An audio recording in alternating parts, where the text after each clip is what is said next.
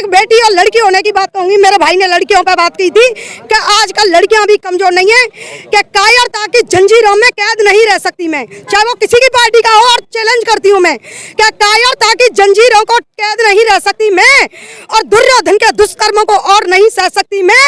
अरे रक्त खोलने लगा है मेरा कृत्य देख दुशासन के, सुनो सभी इन हैवानों को मर्द नहीं कह सकती मैं, सुनो सभी इन हैवानों को मर्द नहीं कह सकती मैं। मोदी रूपी दुर्योधन को सह रहे 9.5 साल से।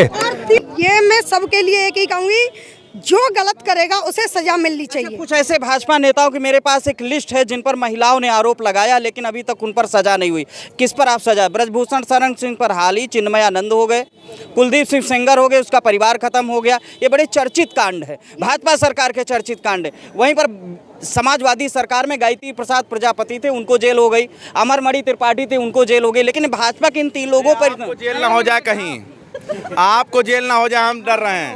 आप निष्पक्षता के साथ जो ये पूछ रहे हो सवाल, सांसद का नाम ले रहे हो, मंत्री जी का नाम ले रहे हो, बीजेपी को घेर रहे हो, कहीं आप जेल में न चले जाओ साहब। जो सही तो उसको बताया नहीं। गलती मत करो, गलती मत करो। मैडम कह रहे हैं, सुनिए, मैडम कह रही हैं कि मोदी जी ने एक बिल पास किया है, वो 10 साल में कर देंगे। कब करेंगे? अरे एक बात बताए, नोटबंदी करने से पहले क्या हम लोगों से पूछा था क्या कि हम आज नहीं कल करेंगे? रात के 12 बजे भाई और बहनों, भाई और बहनों, मैं आपको बताना चाहता हूँ, 1000 रुपए का नोट बंद हो जाएगा। सबसे बड़ी बात यह है कि आप अगर कोई डिसीजन लेते हैं तो किसी से पूछते नहीं हैं। एक सवाल है भाई साहब, ये मुद्दा यही और इस पर ही बात होनी चाहिए, और साथ ही किसानों पर, बेरोजगारी और महिलाओं पर भी बातचीत होना। बेरोजगारी पे बात ही ना करिए। अभी एक बातचीत और कर, अभी सदन में मोदी जी ने जो है नारियों पर कुछ बहुत बड़ा एक सुना कानून आरक्षण प्राप्त कर लिया। आप उसको कैसे देखती हैं? आपको लगता है कि वो आरक्षण मिल गया है?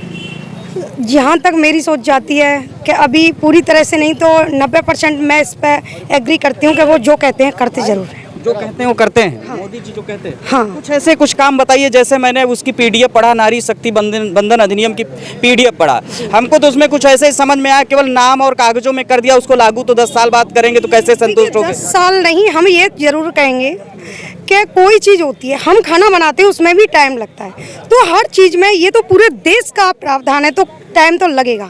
ऐसी बात नहीं कि आज हमने मुंह से बोला और कल ही तुरंत फौरन लागू हो गया। इस पर भी पूरे शासक को, लोकतंत्र है हमारा भारत, तो उस पर निर्णय लेने में और उसको पूरा करने में काफ़ी टाइम लगता है। ऐसी बात नहीं है। ऐसे भी कानून और नियम है, जैसे नोटबंदी वगैरह थे, उसमें तो किसी से पूछा ही नहीं, किसानों पे आगे किसी से पूछा नहीं, बस शुरू हो गए, बस ये काम चलेगा। तो महिलाओं को आरक्षण देने में इतना 10 साल का समय? 10 साल नहीं लगेंगे, ये भी बहुत जल्द होगा, ऐसी बात नहीं है। और रही बात, क्या लगता है अभी आपने चूंकि महिला है, आपने अपने हितों को समझा कि मोदी जी ने बहुत बेटर काम किया, तो मैं ये जानना चाह रहा हूँ, आपको क्या लगता है चुनाव के पहले कर देंगे?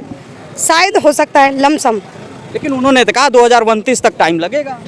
वो उनका कहना, ये उनका एक तरह से ये है कि टाइम लगेगा, लेकिन ये कह दें कि कल ही हो जाएगा और नहीं लगा तो जनता फिर जीने नहीं देती है इंसान को, कोई भी हो। मैं हूँ, कुछ भी कह दूँ और फिर आगे उसका काम नहीं हो रहा है, तो जनता तो कोई भी चीज़ें स्पष्टीकरण करने में और काम करने में बहुत अंतर होता है। अभी आपने देखा G20 वगैरह हुआ कि पूरे विश्व में मोदी जी का डंका बज रहा है, तो आखिर इसमें महिलाओं को आरक्षण देने में इतना टाइम क्यों लगा रहे होंगे? ऐसी बात नहीं है जी, और हम ये चीज़ कहेंगे, इसके लिए हम भी एक महिला हूँ मैं, और तमाम प्रदेशों में, तमाम प्रांतों में घूम चुकी हूँ, लेकिन कहीं ना कहीं हम अपने आप पर फख्र महसूस करते हैं, गर्व महसूस करते हैं। वो भी एक दिन था कि हम रोड पे बाहर या 9 बजे बाहर हम क्लास लेने या किसी भी काम पर जा नहीं सकते थे। आज हम रात और दिन में, आज मुझे 7 दिन हो गए बाहर जाते रहते और बिल्कुल स्वतंत्रता से जी। लेकिन हाँ, इस चीज़ पे मैं मणिपुर घटना को भी कहूँगी, ये मेरे भाई कहना चाह रहे हैं, इस पर मैं कहूँगी मणिपुर घटना पे, वो मैंने लिखा था। अभी आपने कहा कि हमारे प्रदेश में महिलाएं सुरक्षित है, और प्रदेश के एक सांसद है ब्रजभूषण शरण सिंह, उन्होंने भी एक विधूड़ी के बयान पे टिप्पणी कर दिया, महिला जो है शक्ति बंधन अधिनियम पर भी टिप्पणी कर दिया, और जबकि वो खुद ही महिलाओं के यौन शोषण के आरोपी हैं। तो सवाल ये बनता है कि मोदी के मंत्रिमंडल में जो चिन्मयानंद जैसे सांसद हैं, ब्रजभूषण शरण सिंह सांसद हैं, तो उनके बीच में आप लोग कैसे महफूज अपने आप को पाते? हम पहले भी बोले थे और आज भी बोलेंगे। मेरे साथ आज यहाँ पर कोई घटना होती है और मैं आज नहीं तो कल परसों कम से कम 1 महीना 15 दिन तक आवाज उठा सकती हूँ। ये नहीं कि मैं शोषण को 10 साल तक पी जाऊंगी। ये तो ये होता है कि जो देश की बेटियों के साथ उन्होंने अपराध किया था उस पर हमने ये कहा था कि पूरी तरह से जांच करिए और जो भी दोषी हो, लड़कियां दोषी हो, लड़कियों को कड़ी कार्रवाई कीजिए। लड़कियां कहाँ से दोषी आ गई? नहीं, कोई कहता था कि लड़कियों ने मानती है कि लड़कियां भी दोषी होती? नहीं हो सकती है, ऐसी बात नहीं है। मैं एक लड़की हूँ, अगर गलत काम कहूंगी तो मुझे कानूनी तौर से आप कोई भी सजा दे सकते हो। मैं उसके लिए नतमस्तक स्वीकार हूँ। ऐसी बात नहीं है कि लड़कियां हमेशा कि हमारे भाई लोग ही गलत हों। कहीं ना कहीं लड़कियां भी दोषी होती हैं। कभी भी देख लेना, 10% ऐसी चीज, 90% मैं पुरुषों को गलत मानती तो 10% कभी ना कभी लड़कियां भी दोषी पाई जाती। बहुत चीजें ऐसी भी पाई जाती हैं कि अगर भाजपा का कोई नेता अगर महिलाओं के साथ कुछ दुष्कर्म या कुछ ऐसा करता है तो उसमें लड़कियां गलत हो जाती हैं। दूसरी पार्टी के अगर कुछ कर लेते हैं तो उसमें जो है ये मैं सबके लिए एक ही कहूंगी, जो गलत करेगा उसे सजा मिलनी चाहिए। कुछ ऐसे भाजपा नेताओं की मेरे पास एक लिस्ट है जिन पर महिलाओं ने आरोप लगाया लेकिन अभी तक उन पर सजा नहीं हुई। किस पर आप सजा? ब्रजभूषण शरण सिंह पर हाल ही चिन्मयानंद हो गए, कुलदीप सिंह सेंगर हो गए, उसका परिवार खत्म हो गया। ये बड़े चर्चित कांड है, भाजपा सरकार के चर्चित कांड है। वहीं पर समाजवादी सरकार में गायत्री प्रसाद प्रजापति थे, उनको जेल हो गई। अमरमणि त्रिपाठी थे, उनको जेल हो गई। लेकिन भाजपा के इन 3 लोगों पर जेल ना हो जाए, कहीं आपको जेल ना हो जाए, हम डर रहे हैं। आप निष्पक्षता के साथ जो ये पूछ रहे हो सवाल, सांसद का नाम ले रहे हो, मंत्री जी का नाम ले रहे हो, बीजेपी को घेर रहे हो, कहीं आप जेल में न चले जाओ साहब। जो सही तो उसको बताया नहीं। गलती मत करो, गलती मत करो। मैडम कह रहे हैं, सुनिए, मैडम कह रही हैं कि मोदी जी ने एक बिल पास किया है, वो 10 साल में कर देंगे। कब करेंगे? अरे एक बात बताए, नोटबंदी करने से पहले क्या हम लोगों से पूछा था क्या कि हम आज नहीं कल करेंगे? रात के 12 बजे भाइयों और बहनों, भाइयों और बहनों, मैं आपको बताना चाहता हूँ, 1000 रुपए का नोट बंद हो जाएगा। सबसे बड़ी बात यह है कि आप अगर कोई डिसीजन लेते हैं तो किसी से पूछते नहीं हैं। एक सवाल है भाई साहब, ये कहूंगी, एक कवि होने के नाते और कविता में आंसर देना चाहूंगी। मैं कभी भी जातिवाद के मुद्दे पर नहीं उछालती। क्या तुम मुझे मान दो, मैं तुम्हें मान दूं, आओ एक दूजे का सम्मान बन जाएं और कांटा लगे पग रहीम के, आह राम के निकले, ऐसे हम इंसान बन जाएं।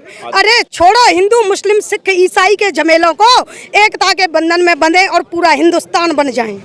और अब मैं एक बेटी और लड़की होने की बात कहूंगी। मेरे भाई ने लड़कियों पर बात की थी कि आजकल लड़कियां भी कमजोर नहीं है, कि कायरता की जंजीरों में कैद नहीं रह सकती मैं, चाहे वो किसी की पार्टी का हो। और चैलेंज करती हूं मैं, क्या कायरता की जंजीरों को कैद नहीं रह सकती मैं, और दुर्योधन के दुष्कर्मों को और नहीं सह सकती मैं। अरे रक्त खोलने लगा है मेरा कृत्य देख दुशासन के, सुनो सभी इन हैवानों को मर्द नहीं कह सकती मैं, सुनो सभी इन हैवानों को मर्द नहीं कह सकती मैं। मोदी रूपी दुर्योधन को सह रहे 9.5 साल से। तीसरी बात कहूंगी, तीसरी बात इसको कहूंगी कि मैं अपने धर्म का, सनातन का भी इतना वो करती हूँ। मैं भी एक सनातनी हूँ, हिंदू हूँ, गर्व है मुझ पर। क्या हिंदवासी हो तो हिंद राष्ट्र की बात करो, इसमें लड़कियों की बात आएगी, सबकी बात आएगी, अत्याचारियों की भी आएगी। क्या हिंदवासी हो तो हिंद राष्ट्र की बात करो, हिंद राष्ट्र हेतु अब क्रांति कर दीजिए। हिंदवासी हो तो हिंद राष्ट्र की बात करो, हिंद राष्ट्र हेतु अब क्रांति कर दीजिए। और वीर हनुमान जी की पूंछ को जलाने वाले पापियों निशाचरों को भ्रांत कर दीजिए। और यूपी की भांति मारो ठोक ठोक माफियों को, पापियों से मुक्त हर प्रांत कर दीजिए। और बेटियों को काटने वाले इन जिहादियों को इस माटी में ही दाब कर शांत कर दीजिए। इससे ज्यादा बड़े शब्द नहीं है मेरे पास में। मैं वीर रस पढ़ती हूँ और किसी पार्टी, किसी सत्ता, किसी नेता का कभी डर नहीं हुआ। मैं चार शब्द और कहूंगी, क्यों नहीं हुआ? क्या जिंदगी जिंदा है सिर्फ कफन के लिए, जिंदगी जिंदा है सिर्फ कफन के लिए, कफन है अगन और दफन के लिए। दुनिया वालों, भले ही मैं जीऊं तो जीऊं 4 दिन, 2 कलम के लिए, 2 वतन के लिए। बस इससे ज्यादा बड़े शब्द नहीं है। जय श्री राम, जय हिंद, जय। मैडम एक बात चूंकि आप वीर रस को लिखती हैं और वीर रस की एक बात है, तो वीर रस में ये भी कहा जाता था, चाहे चंडमुंड विनाशिनी की बात हो, चाहे जिसकी बात हो, वहाँ पर ये भी कहा जाता था जब दुर्गा देवी जब जाती हैं तो दुश्मन लोग भाग जाते हैं। मेरा एक सीधा सा प्रश्न है, उत्तर प्रदेश में जब इतनी प्रखंड, एकदम प्रचंड और ऐसी दुश्मनों और दुराचारियों को नेस्तनाबूद करने वाली सरकार है, तो मैं ये जानना चाहता हूँ कि बेटियों का जब बलात्कार हो जाता है उसके बाद दुश्मन को गोली मार देते हो, तो इसका मतलब आपसे ना दुराचारी डरते हैं और ना ही आप दुराचारियों को पहले पकड़ना चाहते। यही मैसेज जाता हूँ। अगर एक बेटी का यहाँ दुराचार हो जाता है उसके बाद गोली मारी जाती है तो फिर तब भी आप मानती है शासन मजबूत है? कुछ बेटियों का बलात्कार, ये मैं लड़की हूँ और लड़की होकर कहती हूँ इस चीज को गर्व से, कुछ बेटियों का बलात्कार हम दुख महसूस करते हैं उस चीज पे, और कुछ बेटियों का बलात्कार स्वयं बेटियों की वजह से होता है। इंस्टाग्राम खोल के देखिए, फेसबुक खोल के देखिए, नग्नता, मैं लड़की होकर कहती हूँ कोई भी मेरा भाई नग्न वीडियो नहीं डालता। लड़कियों ने हद पार कर रखी है, छोटे छोटे कपड़े पहन के, और कपड़े भी नहीं पूरा बदन। उर्फी जावेद देख लो और तमाम जावेद देख लो और वैसी भी लड़की देख लो। मैं इतना ही कहूंगी, उड़ना बेशक अंबर तक पर अवनी का भी ध्यान रहे और आधुनिकता के संग चलो लेकिन मर्यादा ध्यान रहे। यानी लड़कियों जो मर्यादा का दायरा क्रॉस करें इसके वजह से जो है रेप हो रहा है। बिल्कुल, मर्यादा का दायरा क्रॉस करेंगे उसके लिए कोई वो नहीं है, कोई शासन लागू नहीं होता, कोई लागू नहीं होता। तो तमाम इंतजाम है, कुछ प्रयास कर दे, बैन कर दे। इसके लिए हम भी कहते हैं, हमने पहले भी कहा था कि इंस्टाग्राम पे बैन करो या कुछ ऐसी चीज करोगे, ऐसी पोस्ट डालने का ये सजा होगी। क्योंकि अगर हम भी इंस्टाग्राम चलाते हैं, हम चला नहीं पाते, खोल नहीं पाते, उसमें एक चीज बढ़िया देखेंगे और 4 वही नग्नता की आएंगी। मैं फिर भी कहूंगी इस चीज को कि ऐसी लड़कियों, एक मछली सभी तालाब को गंदा कर देती है, और जो अर्धनग्न होके जो अपने शरीर का प्रदर्शन कर रही हैं, अपना प्रदर्शन करना है तो अपने टैलेंट का प्रदर्शन करिए, काबिलियत का प्रदर्शन करिए, पढ़ाई का करिए और वीरता का करिए, लेकिन ये जिस्म प्रदर्शन कोई प्रदर्शन नहीं होता। और मैं फिर एक और बात कहूंगी कि क्या होता है, सिर्फ इतनी सी बात कि वो एक चीज कही थी कि हम भारत की नारी हैं, क्या हम स्वाभिमान से जीना सीखो, तुम भारत की नारी हो। स्वाभिमान से जीना सीखो, तुम भारत की नारी हो, और फौलाद बना लो खुद बेटी, दुश्मन पर तुम भी भारी हो। तो हम ऐसी बात नहीं है, दुनिया में देश पूरे प्रदेश में घूमते हैं, कोई माई का लाल आंख उठा के देख जाए, ये खुद के अंदर काबिलियत होनी चाहिए। हम पहले से मुस्कुरा के, एक बार तुम आगे से लड़के हमारी तरफ देखेंगे, वो करेंगे और हम उसको वहीं नहीं रोकेंगे तो दोबारा वो रिएक्शन करेगा, उस पर एक्शन लेना तुरंत जरूरी है। एक मैडम और बात बड़ी दिलचस्प है, हाल ही की घटना है तो चर्चा करेंगे, चूंकि प्रभु श्री राम की नगरी से जुड़ी हुई है। प्रभु राम हमारे धर्म और आस्था का प्रतीक है। हिंदुस्तान में उन्हीं की बदौलत पूरी सरकार बन गई, पूरी कायनात भी चलती है।